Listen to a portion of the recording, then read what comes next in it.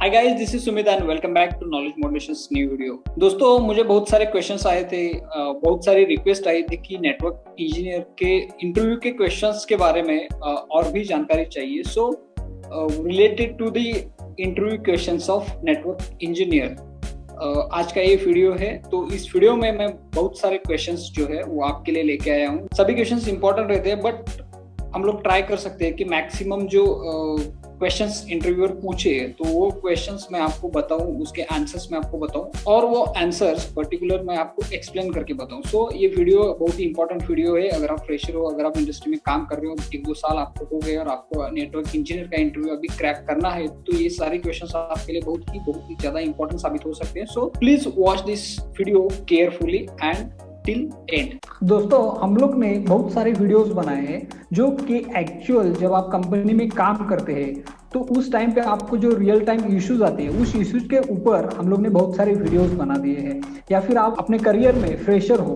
तो आपको गाइड करने के लिए हम लोग ने बहुत सारे वीडियोस बनाए हैं। तो एक बार आप प्लेलिस्ट पे या फिर एक बार आप चैनल पे जाके ये सारे वीडियोस देख लेना। ये वीडियोस आपके लिए, आपके करियर के लिए बहुत ही इंपॉर्टेंट साबित हो सकते हैं। तो दोस्तों, without wasting time, let's continue for today's video.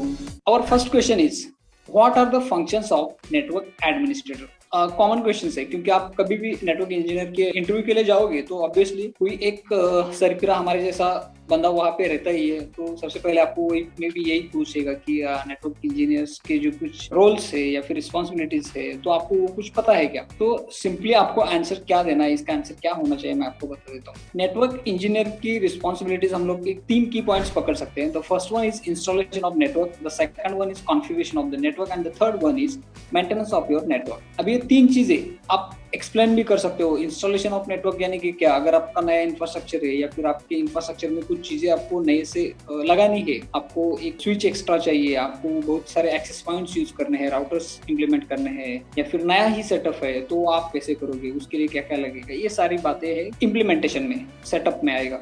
इसके बाद कॉन्फ़िगरेशन। एक बार आपने सेटअप लगा दिया, लेकिन उसको कॉन्फ़िगर करना भी तो बहुत इंपॉर्टेंट बात है। अभी कॉन्फ़िगर करना, एक एग्जांपल के लिए मैं आपको बता देता हूँ। आपने स्विच लगा दिया, आपके स्विच में, आपके नेटवर्क में, आप जहाँ पे बैठते हो वहाँ पे 4 डिफरेंट टीम्स है, तो उनका एक दूसरे के साथ कम्युनिकेशन नहीं करना है, तो उसके लिए अलग से VLAN कॉन्फ़िगर करना पड़ेगा। या फिर कुछ साइट्स ब्लॉक करनी रहेगी तो फायरवॉल पे आपको ब्लॉक करनी पड़ेगी। तो ये जो कुछ कॉन्फ़िगरेशन रहेगा या फिर एक्सेस पॉइंट इंस्टॉलेशन रहेगा, उसके लिए पर्टिकुलर बैंडविड्थ जाएगी, कितनी जाएगी, एंड ऑल द थिंग, ये पूरा स्टेप जो है कॉन्फ़िगरेशन में आएगा। और मेंटेनेंस में क्या रहेगा, अगर हम लोग आईटी में काम करते हैं एज ए नेटवर्क इंजीनियर, तो सैटरडे और संडे हर लोगों को छुट्टी रहती है, लेकिन हमारे एक्टिविटीज रहती है। तो इस एक्टिविटीज का क्या मतलब है, यही मेंटेनेंस रहता है। कोई पैचेस अपग्रेड करने रहते हैं, सपोज आपका स्टोरेज है या फिर आपका राउटर स्विचेस है या फिर और कुछ चीजें हैं जिनकी पैचेस वगैरह अपग्रेड करने हैं, सर्वर उनका ट्रेसिंग करना है, या और भी बहुत सारी चीजें रहती है, लैन वैन चेक करना। मतलब आपके जो नेटवर्क का जब भी काम हमारा बंद रहता है, तो उस टाइम पे जो कुछ हम लोग नेटवर्क के लिए देखभाल करेंगे, तो वो सब आता है मेंटेनेंस में। तो ये इतना सारा नॉलेज आपको रहना चाहिए। जब आप आंसर दोगे तो आप सिंपली बता सकते हो setting network, configuring network and the maintenance of the network. ये 3 चीजें जो है रोल्स एंड रिस्पॉन्सिबिलिटीज में आती है। The second question is, what is the equivalent layer or layers of the TCP/IP application layer in terms of OSI reference model? 2 तरीके के अपने पास प्रोटोकॉल से, एक तो है TCP/IP और दूसरा है OSI लेयर्स। तो ये दोनों जो लेयर्स है ये अपने अपने हिसाब से काम करते हैं। तो इनमें से एप्लीकेशन लेयर पे कॉमन कौन कौन से लेयर है? तो इन दोनों में जो कॉमन लेयर है, the first one is session layer, the second one is presentation layer and the third one is application layer. ये तीनों को कंबाइन करोगे आप तो OSI लेयर का एक लेयर और TCP/IP के 3 लेयर्स। तो ये तीनों भी सेम ही काम करते हैं, सिर्फ इनका जो मेन प्रोटोकॉल है वो अलग अलग है। ये तीनों प्रोटोकॉल्स TCP/IP में मिलेंगे और सिर्फ OSI में आपको ये एप्लीकेशन लेयर मिलेगा। The third question is, what is the main purpose of OSPF? Obviously आपको पता रहेगा, OSPF सुना रहेगा आपने, लेकिन OSPF एक्चुअल में है क्या? It is one of the routing protocol, ये भी आपको पता रहेगा, बट इसका काम क्या है? राउटिंग प्रोटोकॉल मतलब क्या, आप अपने नेटवर्क लेयर पे, मतलब छोटे लेवल पे मत सोचो कि आपके नेटवर्क में एक राउटर है तो उस पे मैं कितना OSPF कौन सा कॉन्फ़िगर करूँ, तो ये वाला छोड़ दो। आपका एक बहुत बड़ा ऑर्गेनाइजेशन है, बहुत बड़ा नेटवर्क है, या फिर ISP लेवल हम लोग अभी के लिए एग्जाम्पल पकड़ लेते हैं, तो आपका जितना भी ट्रैफिक जाता है तो ये ट्रैफिक उन लोग को राउट करना पड़ता है। अगर आप कोई वेबसाइट एक्सेस कर रहे हो जापान की या फिर पेरिस की, तो यहाँ से जाके आपका नेटवर्क जो है वो कौन से हब से होके जाएगा, तो ये डिफाइन करना जो है वो नेटवर्क इंजीनियर का काम है, जो कि आईएसपी लेवल पे काम करते हैं। तो उनके राउटर में ये सब कॉन्फ़िगर किया रहता है। ओएसपीएफ यहाँ पे अपना रोल प्ले करता है। ओएसपी यानी क्या? ऑब्टेन शॉर्टेस्ट पाथ फर्स्ट, मतलब जिस पाथ पे ट्रैफिक कम है, जिस राउट पे ट्रैफिक कम है, उस राउट को सिलेक्ट करना ओएसपीएफ का काम रहता है। इससे होगा कि आपका जो ट्रांसमिशन है वो फास्ट हो जाएगा। तो इससे आपका जो डेटा एक्सचेंज है वो बहुत ही फास्ट बन जाएगा। आपकी कम्युनिकेशन में या फिर डेटा ट्रांसफर में जो कुछ आप ऑपरेशंस कर रहे हो, उसमें आपका जो टाइम डिले आता है वो टाइम डिले मिनिमाइज हो जाएगा। और आपको अगर पता रहेगा कि दो तरीके के जो है राउटिंग प्रोटोकॉल्स रहते हैं, तो first one is interior gateway protocol and the second one is exterior gateway protocol. Interior में RIP, OSPF, EIGRP ये प्रोटोकॉल्स आते हैं, तो फिर एक्सटर्नल में BGP जैसे प्रोटोकॉल्स आते हैं। एटलीस्ट आपको इतना पता रहना चाहिए कि ये सारे प्रोटोकॉल्स हम लोग राउटिंग के लिए यूज करते हैं और कौन सा प्रोटोकॉल कौन से लेवल तक हम लोग यूज कर सकते हैं। छोटा ऑर्गेनाइजेशन रहेगा तो BGP ऑब्वियसली यूज नहीं करेंगे, क्योंकि उसका जो काम है BGP का ISP लेवल पे होता है। सो ऑब्वियसली आप अगर कौन से इंटरव्यू के लिए जा रहे हो, जो कि आपकी कौन सी कंपनी है, उसके ऊपर डिपेंड है कि आपको कौन सा जो है राउटिंग प्रोटोकॉल है, कौन से लेवल के प्रोटोकॉल्स करने हैं। The fourth question is what is firewalls. Networking में काम करते टाइम सबसे important, one of the most important अगर कोई चीज रहेगी तो वो फायरवॉल्स रहेगी। क्योंकि हम लोग क्या करते हैं, हमारा नेटवर्क है, यहाँ पे हम लोग बैठे हैं और बाहर की एंटिटीज जो कि बाहर का नेटवर्क हम लोग एक्सेस कर रहे हैं, तो हो सकता है कि बाहर के नेटवर्क से कोई भी हैकर्स या फिर कोई भी बैड पर्सन हमारे नेटवर्क को हैक करने के लिए या फिर कोई नेटवर्क डिस्टर्ब करने के लिए कुछ भी पैकेट जो है स्पूफिंग वगैरह कर सकता है। तो उसको ब्लॉकेज बनाने के लिए, वहां पे उसको ब्लॉक करने के लिए हम लोग को फायरवॉल यूज करना पड़ेगा। मोस्ट इंपॉर्टेंट थिंग, अगर आपको कभी कोई इंटरव्यूअर पूछता है कि what is the difference between antivirus and firewalls, तो एंटीवायरस जो है हम लोग इंटरनल नेटवर्क को सिक्योर करने के लिए, मतलब आपने सपोज लैपटॉप को पेन ड्राइव लगा दिया, तो वो तो फायरवॉल ब्लॉक नहीं करेगा, क्योंकि ऑब्वियसली फायरवॉल कहाँ पे काम करेगा, बाहर की एंटिटीज, मतलब जो आप वेबसाइट्स वगैरह सर्च करते हो, बाहर से रिक्वेस्ट जो आएंगी वो आपके मेन राउटर पे, पहले राउटर पे जहाँ पे आएंगी, तो उस लेवल पे वो ब्लॉक करेगा। और अगर आपके ऑलरेडी नेटवर्क में कुछ मैलिशियस वायरसेस है तो एंटीवायरस उसको रिमूव करने का काम करेगा। तो मैं आपको यहाँ पे फायरवॉल्स की डेफिनेशन भी बताता हूँ। Firewall serves to protect an internal network from external attacks. These external threats can be hackers who want to steal data or computer viruses that can wipe out data in an instant. It also prevents other users from external networks from gaining access to the private network. The fifth question is, what are gateways? Gateways provide connectivity between two or more network segments. It is usually a computer that runs the gateway software and provides translation services. This translation is key in allowing different systems to communicate on the network. अभी आपको इसका जो definition है वो by heart करना है। अगर आपको इंटरव्यूअर पूछे please explain what is the gateway, तो उसका आंसर भी मैं आपको बता देता हूँ, सो दैट आप अपने लैंग्वेज में उसको सब बता सकते हो। सपोज दो प्राइवेट नेटवर्क है, मेरा एक ऑफिस पुणे में है और दूसरा ऑफिस मुंबई में है। पुणे में मेरा खुद का राउटर लगाया है और मुंबई में दूसरा अलग सा नेटवर्क के लिए लगाया है। यहाँ पे हर एक ऑफिस में मेरा प्राइवेट आईपी काम करे। तो फिर अगर मुझे यहाँ से किसी दूसरे लोकेशन पे जाना है, और एग्जांपल के लिए आप सपोज कर लो कि मेरा एक वेबसाइट है जो मैंने कहीं पे होस्ट किया है, मेरे एक सर्वर पे होस्ट किया है, तो उसका तो आईपी डिफरेंट है, उसका तो पब्लिक आईपी रहेगा, और मेरा यहाँ पे जो आईपी रहेगा वो तो नॉर्मल राउटर का 192 सीरीज वाला रहेगा। तो यहाँ से मेरी जो रिक्वेस्ट जाएगी तो वो कौन लेके जाएगा? तो मेरे इस प्राइवेट नेटवर्क से बाहर जो मेन मेरा पैकेज लेके जाएगा वो रहता है गेटवे। यानी कि मेरे पूरे नेटवर्क का ट्रैफिक जिस रूट से जाएगा या फिर जहां से पब्लिक राउटर्स की तरफ जाएगा, तो एक आइडेंटिफाई, मतलब वापस जब मेरा पैकेट आएगा मेरे पास तो किस डेस्टिनेशन पे आएगा, तो मेरा एक मेन गेटवे रहेगा। तो राउटर में मैं एक गेटवे मेंशन करूंगा, तो उस गेटवे पे वो प्रॉपर मेरा जो पैकेज, मैंने रिक्वेस्ट पेश कर ली 80 के लिए एक वेबसाइट के लिए, तो वो रिक्वेस्ट जहाँ से वापस आएगी तो उसके लिए कुछ तो एड्रेस चाहिए, मतलब जाने के लिए और आने के लिए एक मेन गेट चाहिए। तो वो गेटवे का काम है कि अगर कोई पैकेज आता है तो उसको प्रॉपर रिसीव करने के लिए एक गेटवे चाहिए। तो गेटवे का पर्पस ही यही है। तो आपके राउटर का एक मेन आईपी एड्रेस जो रहता है या फिर एक गेटवे रहता है, तो उस काम के लिए वो गेटवे हम लोग यूज करते हैं। The sixth question is, what is tracert? Tracert is Windows utility program that can use to trace the route taken by data from the router to destination network. It also shows the number of hops taken during the entire transmission route. ये trace root जो है एक command है, आपका CMDC command आप चला सकते हो। ये कमांड आपका क्या काम करेगा? सपोज ट्रेस रूट google.com डाला, तो google.com तक जाने के लिए ये कौन से हॉप्स लेके जाएगा, तो इसका प्रॉपर इन्फॉर्मेशन आपको मिलेगा। मतलब ये ट्रबल शूटिंग के लिए काम आता है। आपके नेटवर्क में कुछ प्रॉब्लम्स रहते हैं तो उस टाइम पे ट्रबल शूट करने के लिए आपको ये कमांड यूज करनी पड़ती है। आप क्या करोगे, सिंपली सपोज आपके पास आप सिस्टम में काम कर रहे हो, आप अपने ऑफिस में हो और आपने facebook.com डाल दिया, facebook.com आपको रिचेबल ही नहीं है। तो अगर आपको चेक करना है कि ये मेरा ऑफिस में ब्लॉक है या फिर बाहर से मतलब एक्सेस ही नहीं हो रही, तो सिंपल आप ट्रेस रूट facebook.com डालोगे तो कौन से गेटवे से होके वो facebook.com तक जा रहा है, इसका इंफॉर्मेशन आपको मिलेगा। अगर आपके वो ऑफिस नेटवर्क पे मतलब ऑफिस के मेन राउटर पे ही ब्लॉक है तो आपको सिर्फ ऑफिस का आपका मेन जो आईपी रहेगा वहां तक ही उसके पैकेज ट्रांसफर हो रहे हैं इतना ही दिखेगा। उसके आगे वो सारे पैकेजेस जो है वो ड्रॉप होते दिखेंगे। ये one of the trouble shooting command है जो कि आप ट्रबल शूट में यूज कर सकते हो। The seventh question is what is टीसीपी/आईपी?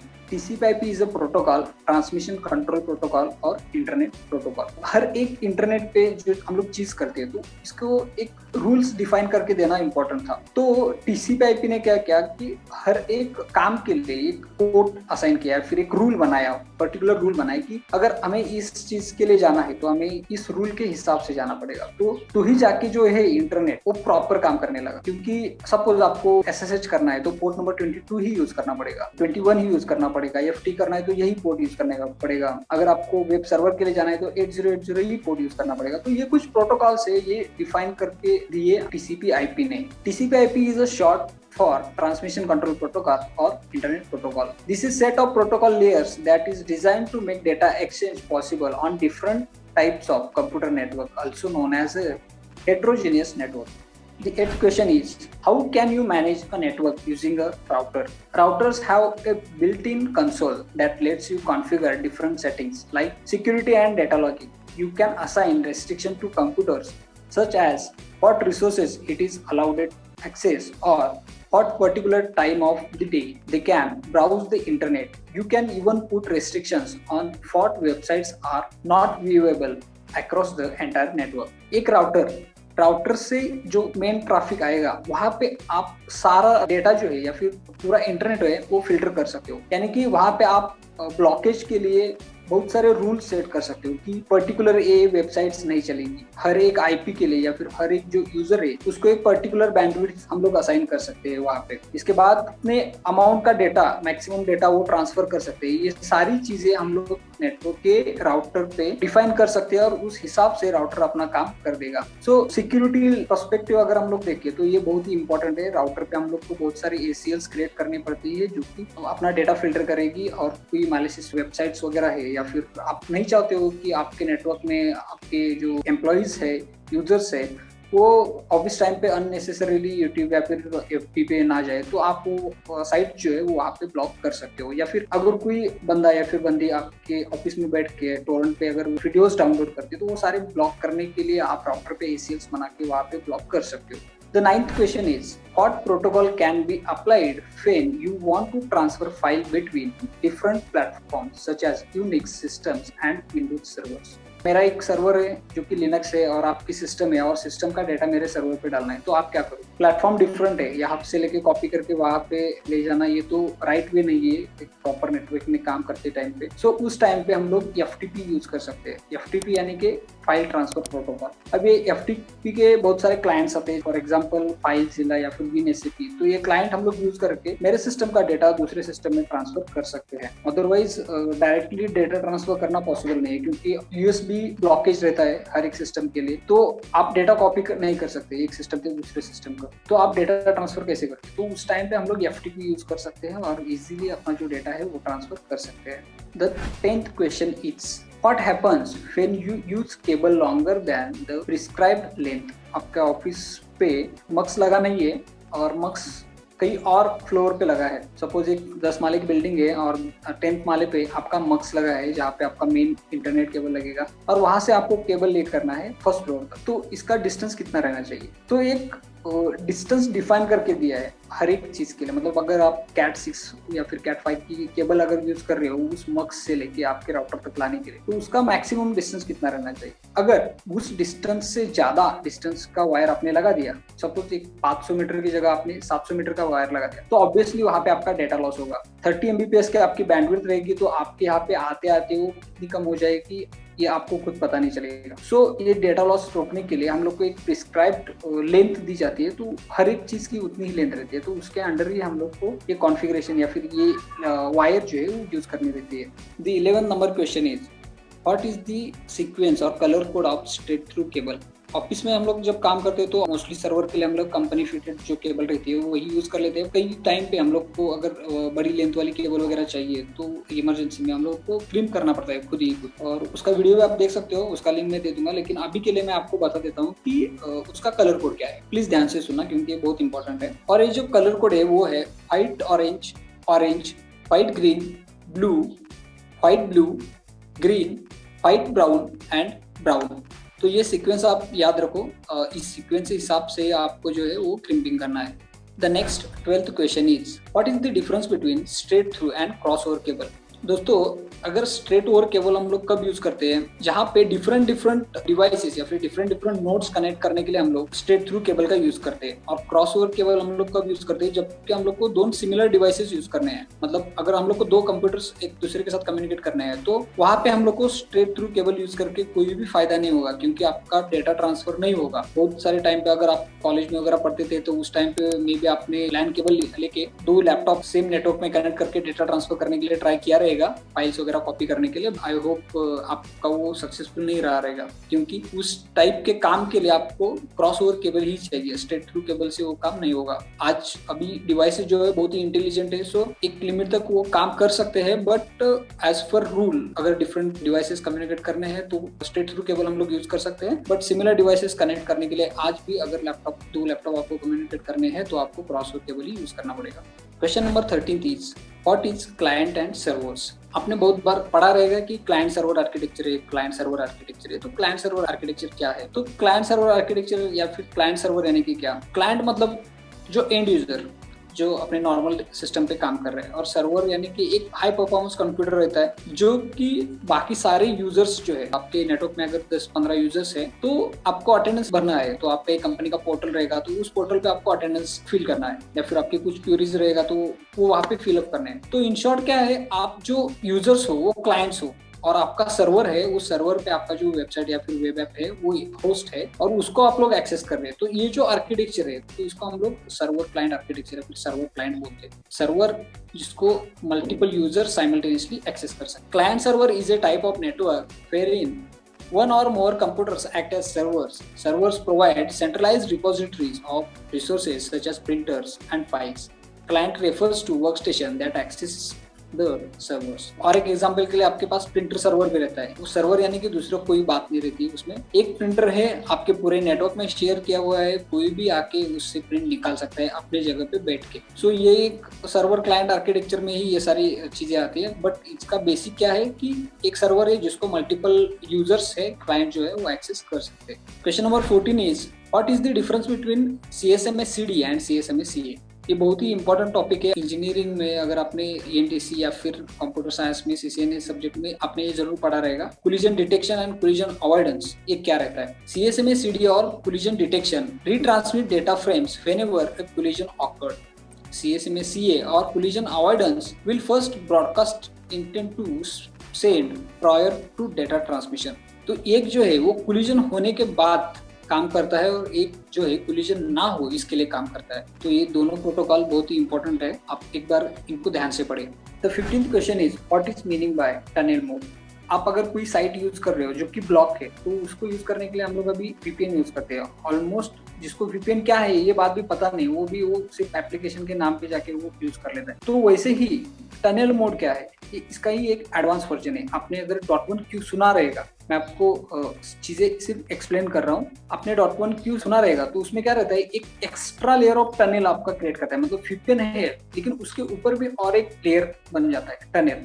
सो आपका जो डेटा है उसके लिए एक सेपरेट पाइपलाइन बन जाती है और उस पर्टिकुलर पाइपलाइन से ही आपका डेटा ट्रांसफर हो जाता है। VPN का भी कुछ इस तरीके का ही काम है, लेकिन इसके ऊपर और एक एक्स्ट्रा लेयर ऑफ सिक्योरिटी बोल सकते हैं, या फिर इसको डेटा आपका सिक्योर करने के लिए या फिर छुप के सेंड करने के लिए जो है एक्स्ट्रा लेयर का टनल जो है, तो पाइपलाइन जो है वो क्रिएट करने का काम जो है टनल मोड में रहता है, जिसको हम लोग .1q टनल भी बोल सकते हैं। This is a mode of data exchange wherein two communicating computers do not use IPsec themselves. Instead, the gateway that is connecting their LANs to the transit network creates a virtual terminal. So it uses the IPsec protocol to secure all communications that passes through it.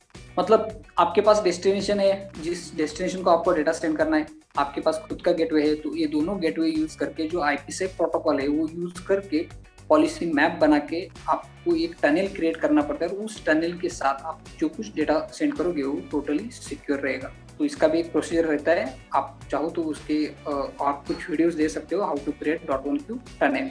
Question number 16 is when troubleshooting computer network problems, what common hardware related problems can occur? A large percentage of a network is made up of hardware. Problems in these areas can range from malfunctioning hard drives, broken NICs, and even hardware startups. Incorrect hardware configuration is also one of those culprits to look into it. Network में सबसे ज्यादा क्या चीज है, hardware use होता है। तो अगर कुछ चीजें चल नहीं रही है तो ट्रबल शूट करने के लिए ऑब्वियसली हम लोग को ऐसा कुछ कोड नहीं है हमारे पास कि जो हम लोग सर्च करें और हम लोग को डिफेक्ट उसका पता चले, यार इधर सेमीकोलन मिस हो गया और ये दे देते हैं नेटवर्क हमारा चालू हो जाएगा। तो ये बात नहीं होगी, ऑब्वियसली वहाँ पे कुछ ना कुछ तो हार्डवेयर फेल्यूर रहेगा। तो ये हार्डवेयर फेल्यूर होने की चांसेस क्या है, अगर आपके एंड यूजर को लैन केबल से इंटरनेट नहीं मिल रहा है तो maybe LAN cable faulty हो सकती है, या फिर लैन केबल जहाँ पे जाके आपके स्विच में लग रहे हैं तो स्विच का पोर्ट फॉल्टी हो सकता है, मतलब हार्डवेयर फॉल्टी हो सकता है, या फिर आपको कोई अगर सेंट्रलाइज्ड लोकेशन है, आपका शेयर ड्राइव है वो एक्सेस नहीं हो रहा तो मे बी हो सकता है कि आपके हार्ड ड्राइव फेलियर हो गया हो, या फिर हाँ और भी चीजें रहती है जैसे कि आपका एक्सेस पॉइंट खराब हो गया हो, या फिर राउटर कुछ काम करना बंद कर दे कुछ समय तक के लिए। तो ये सारी बातें जो है वो हार्डवेयर प्रॉब्लम्स में आ सकती है। The 17th question is what is one basic requirement for establishing freelance? Freelance के बारे में मैंने आपको बहुत चीजें बताई है, आपको थोड़ी बहुत चीजें पता भी रहेंगी, यहाँ पे मैं और ज्यादा डिटेल में आपको बताता हूँ।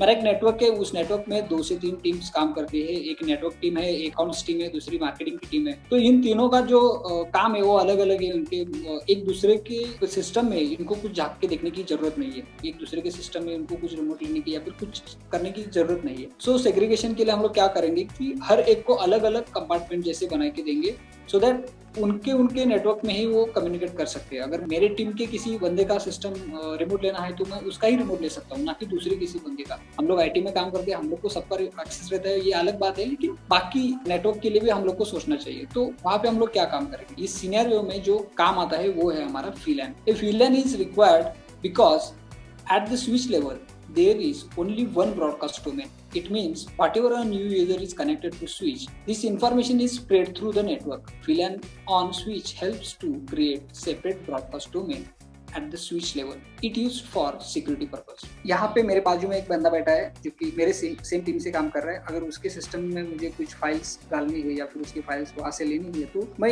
डायरेक्टली बाजू में बैठा है इसलिए यहाँ से खींच के नहीं ले सकता। उसको क्या करना पड़ेगा, मुझे रिक्वेस्ट डालना पड़ेगा जो मेरे स्विच से होके उसके सिस्टम तक जाएगा और स्विच मुझे वापस आके देगा। तो स्विच पे हम लोग को ये VLAN कॉन्फ़िगर करना पड़ता है। तो अगर मैं दूसरे के टीम के IP पे पिंग करूंगा या फिर उसके सिस्टम का रिमोट लेने के लिए ट्राई करूंगा तो ऑब्वियसली मुझे नहीं मिलेगा क्योंकि वो दूसरी टीम का मेंबर है। सो ये सब सेटिंग्स करने के लिए हम लोग को VLAN की हेल्प लेनी पड़ती है। आई होप आपको ये समझ आया रहेगा।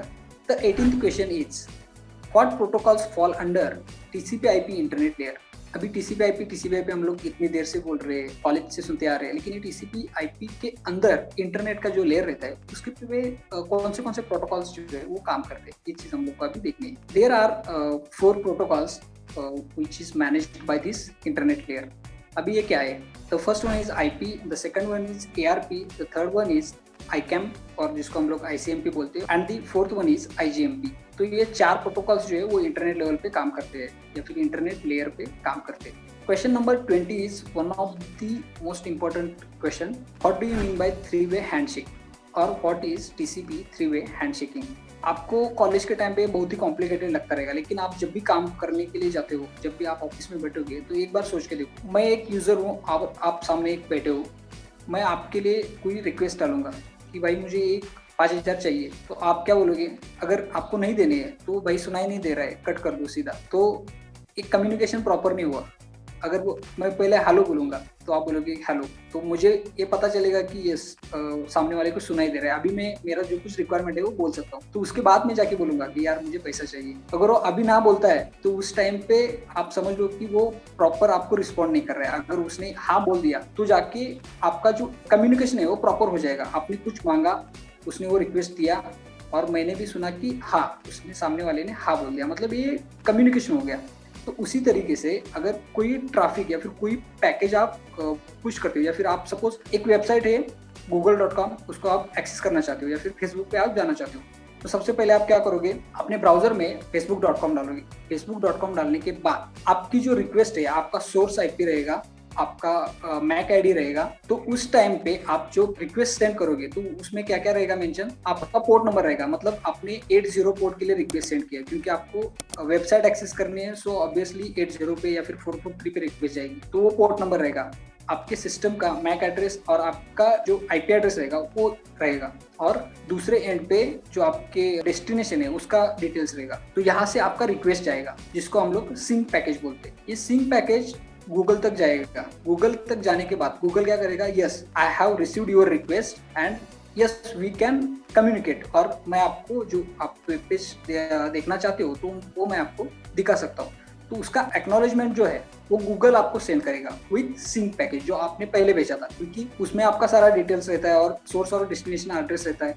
तो सोर्स और डेस्टिनेशन एड्रेस, आपका सिंक पैकेज और आपका जो एक्नॉलेजमेंट है गूगल की तरफ से आएगा, तो वो आपको सेंड करेगा। तो आप वो एक्नॉलेजमेंट पढ़ोगे, उसके बाद सोचोगे कि हाँ यार, गूगल ने अप्रूवल दिया है, गूगल बोल रहा है कि यस मैं आपको ये पेज, वेब पेज जो है जो आप देखना चाहते हो वो मैं आपको शो कर सकता हूँ। तो इसके बाद आपका क्लाइंट मशीन क्या करेगा, गूगल को एक्नॉलेजमेंट भेजेगा कि यस आपने जो कुछ मुझे बताया कि आप रेडी हो सेंड करने के लिए, तो मैंने वो आपका रिप्लाई जो है वो मैंने देख लिया, मैंने सुन लिया, और अभी हम लोग का जो अपना काम है तो स्टार्ट कर लेते हैं। तो क्लाइंट से तीसरा जो रिक्वेस्ट है या फिर तीसरा रिप्लाई जो है क्लाइंट से वापस से सर्वर तक जाएगा, मतलब गूगल तक जाएगा, और उसके बाद में जो है आपका कम्युनिकेशन स्टार्ट हो जाएगा।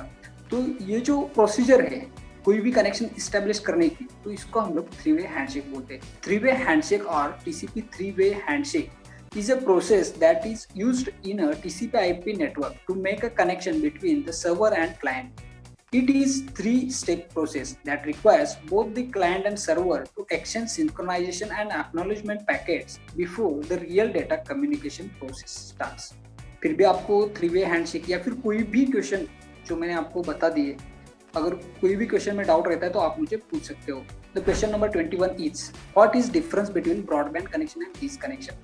अभी आपको थोड़ा टेंशन आया रहेगा कि ब्रॉडबैंड क्या है और लीज क्या है। आप घर में राउटर हाथवे का या फिर टीपी लिंक का कोई भी एक टीपी लिंक का नहीं, कोई भी आपका लोकल ब्रॉडबैंड जो रहता है उसका आप ब्रॉडबैंड लेते हो, तो इसका आपका चार्ज कितना पड़ता है, 500, 600, 5 MB के लिए या फिर 10 MB के लिए रुपए उतना पड़ता है। अगर आप एयरटेल जैसे ब्रॉडबैंड के लिए जाओगे तो वो भी आपको चिप में मिलेगा। लेकिन क्या आपको पता है कि अगर आप लीज लाइन लेते तो 5 MBPS की या फिर 10 MBPS 30 MBPS की कॉस्टिंग जो है, आप घर पे बैठ के बोल सकते हो कि मेरे पास आ रहे एयरटेल का 40 GB का प्लान है और सिर्फ 1000 रुपये में आता है। लेकिन आप अगर 40 MBPS लीज लाइन के लिए जाते हो तो वहाँ पे 4 लाख लगेंगे। एक एग्जांपल बताता हूँ, लेकिन ये लैक्स में ही रहते हैं। सो इसमें डिफरेंट क्या है, तो लीज लाइन जो है वो 1:1 कनेक्शन प्रोवाइड करती है और जो ब्रॉडबैंड है वो ये प्रोवाइड नहीं करता है। इसका मतलब क्या है, अगर आप कॉल सेंटर में काम करते हो जहाँ पे अवायर्स लगे हुए रहते हैं, सो 1:1 का मतलब क्या रहता है, अगर आपकी अपलोड बैंडविड्थ जो है वो 10 MBPS है तो डाउनलोड भी आपकी 10 MBPS से रहनी पड़ेगी। वहाँ पे अवायर पे अगर आपने ब्रॉडबैंड कनेक्शन कनेक्ट कर दिया तो उनका डाउनलोड 40 MBPS रहता है, लेकिन अपलोड का क्या, यहाँ पे 1:1 जो कनेक्शन है वो नहीं मिलता है आपको। तो उस केस में अगर आपने राउटर 50 MB का भी लगा के रखा है वहाँ पे, तो अवायर जैसे मतलब जो IR कॉल्स रहते हैं, इंटरनेट पे होने वाले जो अवायर पे होने वाले वो जो कॉल्स रहते हैं, तो वहाँ पे आपको ब्लॉकेज बन जाएगा। तो एक सिनेरियो है, ऐसे बहुत सारे केसेस है जहाँ पे आपको 1:1 कनेक्शन के लिए जाना पड़ता है, आप ब्रॉडबैंड वहाँ पे यूज नहीं कर सकते। तो this is one basic difference between lease line and broadband. इतना समझ लो कि जो लीज लाइन है वो 1:1 कनेक्शन प्रोवाइड करता है, जो कि ब्रॉडबैंड में हम लोग को नहीं मिलता है। तो दोस्तों मैंने आपको बहुत सारे क्वेश्चंस अभी आपको बताए। सो आपको अगर कुछ डाउट्स है तो आप बिंदास वो पूछ सकते हो, कमेंट सेक्शन में जाके कमेंट कर सकते हो, या फिर सोशल मीडिया पे मुझे पूछ सकते हो, इंस्टाग्राम पे, फेसबुक पे। इसके साथ ही मैं आपको और कुछ क्वेश्चंस दे रहा हूँ जो कि आपके होमवर्क के लिए है। सिनेरियो बेस्ड क्वेश्चंस है, लॉजिकल क्वेश्चंस है, तो थोड़ा सोचने के लिए ट्राई करो, क्योंकि जब आप डिफरेंट तरीके से सोचोगे तो ही कुछ ना कुछ कर सकते हो। How will you connect 3 laptop in bus technology? The second one is what is the range of Wi-Fi routers? The third one is how we can place Wi-Fi routers as per their signal strength. The fourth one is what is channeling in Wi-Fi? How to use it? The fifth one is if your internet connection is not working, then what will be your first step of troubleshooting. The sixth question is, can we increase or decrease bandwidth of internet passing through a simple TP-Link or Netgear router? Seventh one is, how to use router as an extender or repeater?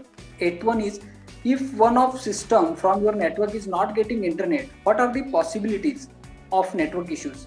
How you will troubleshoot it? The ninth one is, what is SD-WAN? Question number 10 is, what is the maximum length of Cat6 cable?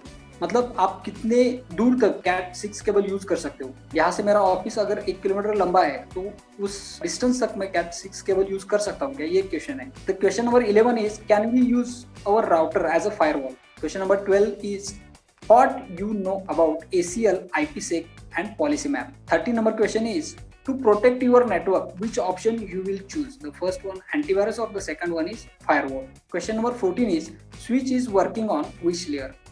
And the last question is, 21, 22, 23, 25, 80, 115, 143 and 443 in forts का use क्या है? ये सारे questions आपके homework के रहे। अगर आपको इनके आंसर्स पता है तो आप उसको कमेंट बॉक्स में कमेंट कर सकते हो। साथ ही अगर आपको ऐसे ही नए नए वीडियो चाहिए तो आपको कमेंट बॉक्स में कमेंट करके बताना पड़ेगा कि इस टॉपिक पे या फिर इस क्वेश्चंस के मुझे आंसर चाहिए और इस पे आप वीडियो बनाओ। ये वीडियो आपको कैसा लगा आप मुझे कमेंट बॉक्स में कमेंट करके जरूर बताइए, और साथ ही ये वीडियो आपको आपके दोस्तों के साथ शेयर करना है, ये वीडियो को लाइक करना है, सो दैट उनको भी प्रिपरेशन करने के लिए, इंटरव्यू क्रैक करने के लिए कुछ ना कुछ हेल्प हो जाएगी। So guys, please like this video and if you still not subscribe to my channel knowledge modulation को सब्सक्राइब करो। और आज की वीडियो में बस इतना ही, मिलते हैं नेक्स्ट वीडियो में, तब तक के लिए बाय बाय।